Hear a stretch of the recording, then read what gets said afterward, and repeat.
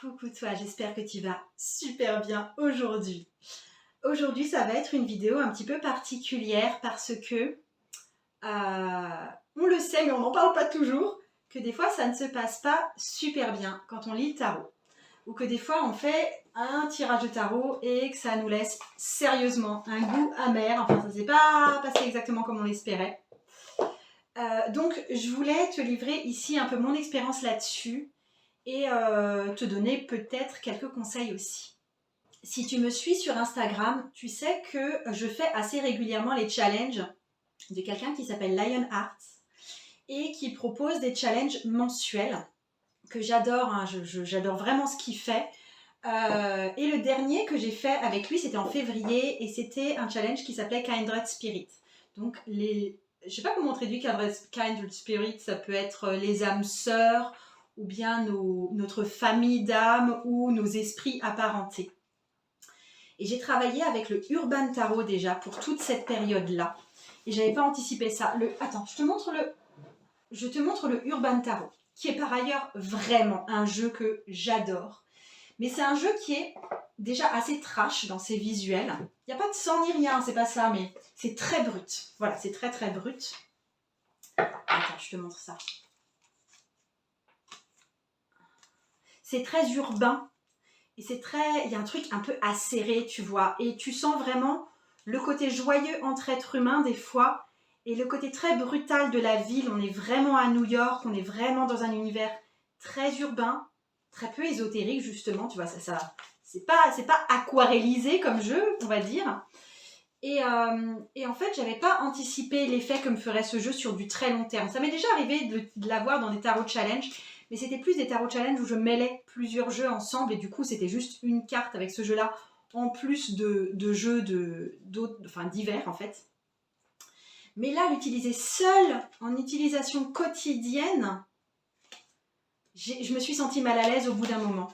Donc là, je t'invite, si c'est pour une utilisation longue, de choisir peut-être ton tarot avec soin et de t'autoriser peut-être à le lâcher si tu te sens mal à l'aise à force de travailler avec un tarot en particulier.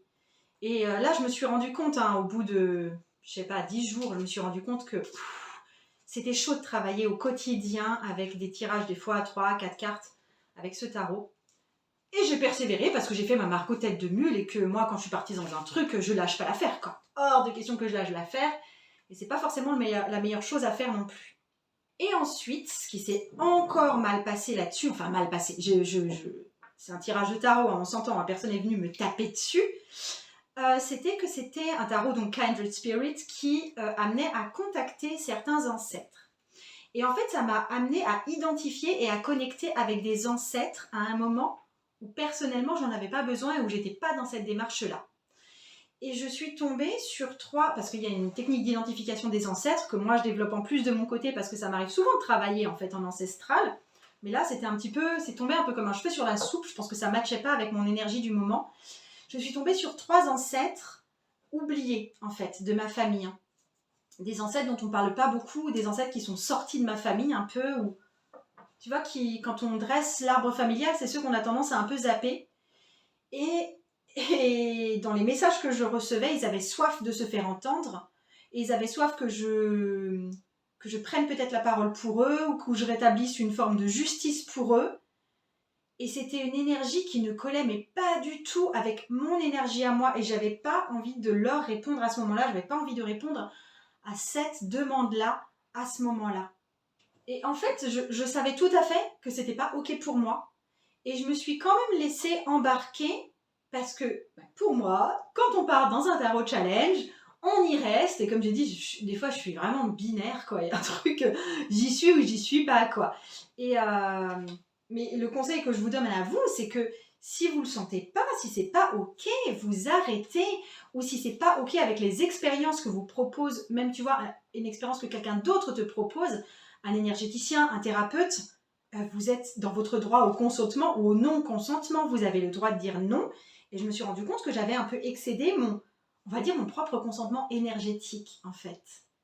Et si vous allez me demander en commentaire, parce que je vous connais, si j'ai mis en place du coup des méthodes de protection envers ses ancêtres et tout, déjà juste à savoir, ses ancêtres n'étaient pas du tout malveillants envers moi, donc j'ai pas eu ce besoin de me protéger. J'étais juste plus en mode, mais là je vais pas m'occuper de vous maintenant en fait. C'était pas... Et puis c'était pas... Je suis pas médium, tu vois, je suis pas... je vois pas des gens autour de moi et tout.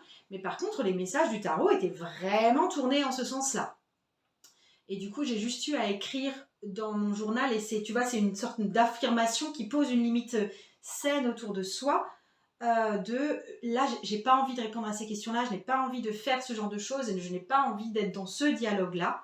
Donc je coupe cette conversation, et on reprendra peut-être ça une autre fois ou dans quelques années. Mais voilà, juste le fait d'ancrer des fois cette intention-là et de la marquer et de l'affirmer, ça peut suffire à désamorcer le problème.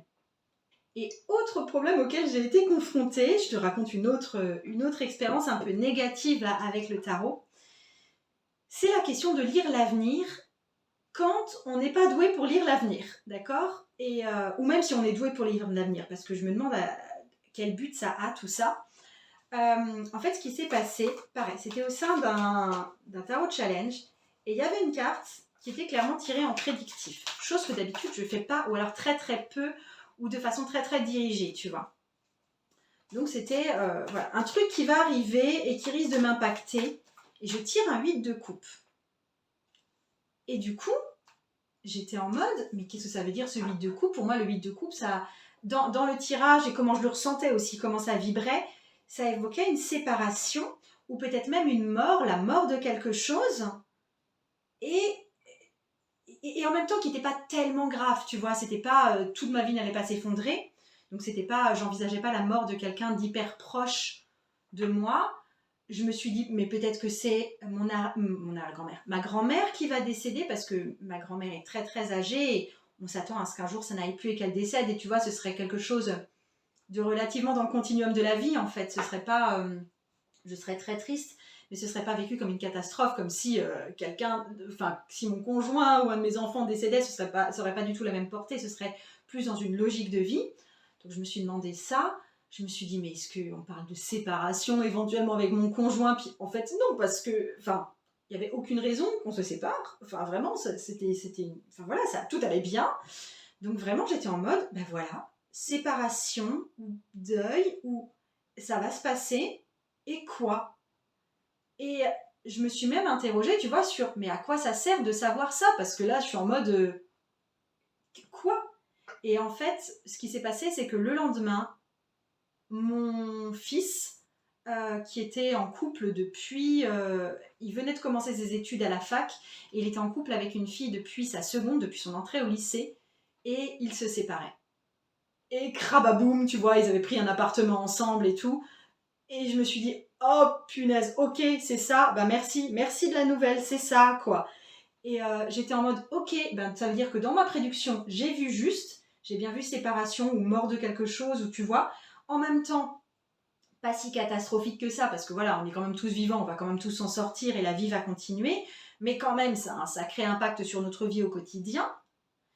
Et là où je me suis vraiment interrogée par rapport à l'accès au tarot, c'est mais à quoi ça m'a servi de faire ce tirage-là, tu vois, mis à part vaguement m'angoisser ou vaguement m'interroger. Et du coup, je m'interroge, mais en général, dans la lecture divinatoire, tu vois, dans le sens lire l'avenir du tarot, parce que pour moi, c'est bien de le faire quand c'est un rapport avec quelque chose. Par exemple, on a le choix entre deux options et on se demande laquelle serait la plus porteuse pour nous. Pour moi, là, ça vaut le coup. Ou voilà, je vais vivre ça, je vais partir en voyage, quel est le meilleur qui puisse m'arriver si je pose telle action, quel est le pire possible qui puisse m'arriver si je pose telle action. Là aussi, je vois le bénéfice.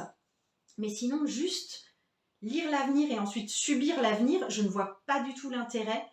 Après, je dois rajouter que je suis honnêtement, je suis pas attirée par ça moi, et je ne suis pas une bonne lectrice d'avenir. Mon truc à moi, c'est vraiment de lire l'énergie des autres. J'arrive à lire dans les autres. J'arrive à lire le problème qu'ils ont, j'arrive à lire pourquoi est-ce que ça coince, j'arrive à lire pourquoi est-ce qu'ils n'arrivent même pas à s'avouer qu'il y a un problème. Mais pour le futur, peut-être que si on est une personne douée, et que moi je ne le suis pas, on arrive peut-être à être plus précis et du coup à mieux se préparer. Ou alors ça va nous rendre encore plus soumis face à l'avenir? Tu vois le genre de questions que je me pose?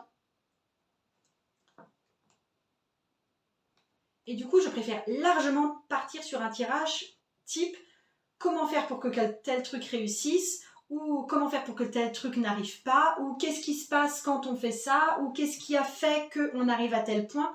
Je trouve ça largement plus enrichissant que le tirage purement divinatoire. Et là, c'était limite par erreur que j'ai fait ce tirage divinatoire, et ça m'a laissé en mode mais perplexe quoi. Et du coup, je veux quand même te parler du prochain atelier sur le club privé, le rendez-vous tarologique.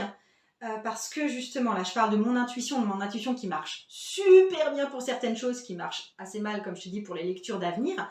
Mais en fait, j'ai remarqué que au niveau de mon audience, vous êtes beaucoup à connaître plus ou moins les interprétations classiques des cartes, parce que vous avez de plus en plus l'habitude de manipuler votre tarot, au moins pour les arcanes majeures, pour celles qui travaillent plus avec le tarot de Marseille. Mais en fait, j'ai remarqué que quand on part sur des circonstances plus précises, ou quand on doit juste laisser parler son intuition et avoir des messages intuitifs, souvent c'est le blanc chez vous. Ou alors vous me sortez juste le basique de ce que vous connaissez en termes de cette carte veut dire ça, et que vous ne laissez plus parler votre intuition. Et du coup, j'ai fait un nouvel atelier, enfin qui aura lieu là tout bientôt, et qui s'appelle interprétation intuitive.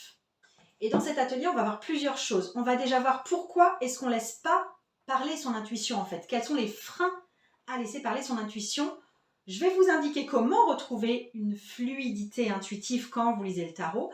On va voir la différence en fait entre lire de façon intuitive et lire de façon plus académique et comment lier les deux. Je vais évidemment te donner des exercices intuitifs avec le tarot, donc c'est pas pour rien que c'est un atelier pratique, puis je suis aussi là pour répondre à toutes tes questions, etc. Et puis comme d'habitude, si tu n'es pas là pour le jour dit, parce que cette fois ça se passera un mardi soir, ça se passe le mardi 29 à 18h, donc si tu n'es pas là, tu auras accès aux documents et à la rediffusion. Et je voulais évoquer un troisième point qui peut être un peu désagréable en fait quand on lit le tarot. Mais ça c'est surtout un point dont je te fais part un peu par procuration. C'est des choses qui m'ont été racontées mais que j'ai jamais moi vécu en propre. C'est quand la personne à qui on lit le tarot n'est pas réceptive du tout ou est vraiment négative par rapport à l'interprétation qu'on fait des cartes. En fait, ce qui me revient surtout en tête, c'était une personne qui m'a parlé d'un tirage qu'elle a fait pour une autre personne et la personne disait à chaque fois non, ça me parle pas, non, c'est pas ça. Enfin, tu vois qu'il y avait cette attitude-là. Alors, pour éviter ce genre de tirage toxique, aussi bien pour la personne que pour vous, j'avais des petits conseils. Déjà, si tu débutes avec le tarot et que tu fais des tirages un petit peu avec des gens qui se prêtent à l'exercice, honnêtement, tourne-toi vers des personnes qui sont enthousiastes, qui sont réceptives. Donne-toi de la douceur avec toi-même parce que quand tu es en parcours d'apprentissage, quand tu n'es pas encore super sûr de ton intuition avec les cartes, c'est pas agréable de se prendre un mur en face, d'accord? Je voulais aussi te dire que, en tout cas, si tu es débutante, tu risques d'avoir de moins en moins de problèmes plus tard ou quand tu vas te professionnaliser parce qu'une personne qui paye, elle est forcément beaucoup plus volontaire, d'accord? Mais quand même, si tu vois que la personne reste sur la défensive, tu peux dire que toi, tu n'es pas là pour dire absolument tout ce qu'elle sait, que tu n'as pas forcément besoin qu'elle valide tout ce que tu vas dire et qu'il va falloir qu'elle aussi, qu'elle accepte d'embarquer pour un voyage intuitif et que si elle n'est pas OK avec ça, toi, tu es peut-être OK pour offrir un remboursement et ne pas pratiquer le tirage de tarot. Je veux aussi que tu te donnes le droit d'arrêter le tirage en reconnaissant que toi, tu es déstabilisé et que tu sens que ça colle pas et que du coup, que là, ça faisait beaucoup de non, que tu as l'impression que ton intuition n'est plus fluide et que tu préfères arrêter là. Tu as le droit d'arrêter absolument tout ce qui te met mal à l'aise d'ailleurs. Et ensuite, si tu sens que la personne, elle est vraiment pas agréable avec toi, tu vois, c'est pas comme ta maman qui dirait « Ouais, je suis d'accord avec ça, par contre, cette carte-là me pose un peu problème, donc j'aimerais bien qu'on voit un peu mieux. » Tu vois, ça, c'est pas une attitude de fermeture, c'est une attitude de remise en question, et ça peut être OK.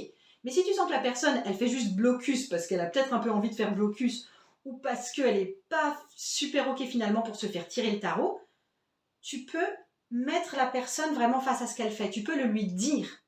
Tu peux dire, écoute, excuse-moi, est-ce que là, tu essayes de me déstabiliser ou est-ce que tout simplement, tu n'as pas envie de tenter cette expérience-là? Tu vois, laisse-lui peut-être une chance de te dire qu'elle avait peut-être pas envie de ça ou qu'elle ne s'attendait pas à ça ou qu'elle ne s'attendait pas à ce que ce soit peut-être aussi personnel que ça. Prends ça comme si tu faisais goûter un plat à quelqu'un, tu vois. Peut-être que tu dis « Ah, en fait, tu veux goûter? J'ai préparé plusieurs types d'entrées parce que je me pose la question, est-ce que tu veux goûter ?» La personne, elle te dit « Oui, oui ». Mais en fin de compte, elle n'a pas très envie de manger. Et puis, d'ailleurs, elle est au régime ou d'ailleurs, elle sort juste d'une maladie. Elle t'a dit oui pour te faire plaisir, mais en fin de compte, elle va trouver tout dégueulasse parce qu'elle n'est pas d'humeur à manger, tu vois. Et dans ce cas, tu peux lui dire, mais excuse-moi, je t'ai peut-être un peu forcé, t'avais peut-être pas envie de manger. Elle te dit, ouais, effectivement, c'est pas le moment. Peut-être dans 3 jours, mais là, non, c'est pas le moment. Ok. Ou alors, écoute, t'es là juste pour me dire que tout ce que je fais, c'est dégueu ou... Et dans ce cas-là, elle peut dire, non, non, excuse-moi, c'est pas que c'est dégueu, c'est que je le sens pas bien et je me... Enfin, tu vois, elle va pouvoir se dire ce qu'il y a derrière son accès un peu désagréable. Perce l'abcès avec cette personne et ça va dénouer le truc. Et écoute, je m'arrête là. Je pense que j'ai fait un peu le tour des expériences négatives, mais c'était surtout, comme tu le vois, une vidéo de partage. Donc si toi-même, tu as des expériences un peu négatives dont tu veux me faire part, l'espace commentaire t'est ouvert parce que tu vois, là, j'ai dit ce qu'on m'avait rapporté, ce que moi j'ai pu vivre un petit peu, mais je suppose qu'il y en a plein d'autres. Donc je suis ouverte aussi à la discussion en commentaire, ça peut être super sympa. Et sinon, si toi, tu veux aller plus loin dans tes interprétations intuitives, eh ben c'est rendez-vous sur le rendez-vous tarologique et je te mets le lien en dessous et je te fais d'énormes bisous et le tarot peut changer ta vie.